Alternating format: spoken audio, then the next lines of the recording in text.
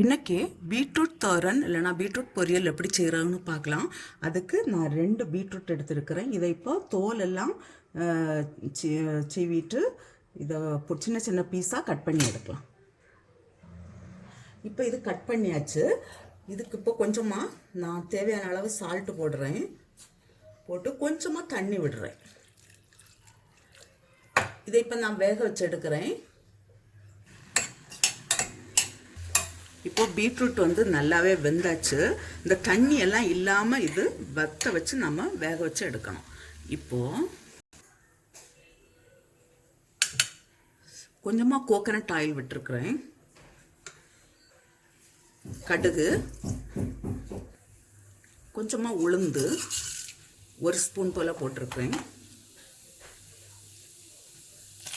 கருவேப்பிலை,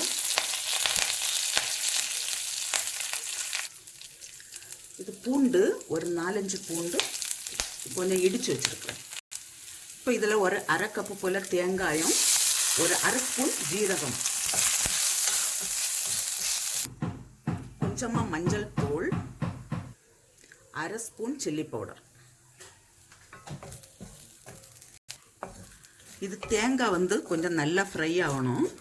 இது ஃப்ரை ஆகி வச்சுப்போம். நான் இப்போ இதில் வேக வச்ச அந்த பீட்ரூட்டை சேர்க்குறேன்.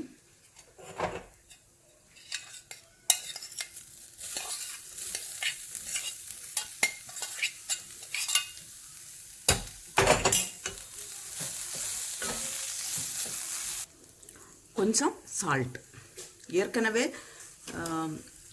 பீட்ரூட் வேக வைக்கச்சிலே சால்ட் போட்டிருக்கு.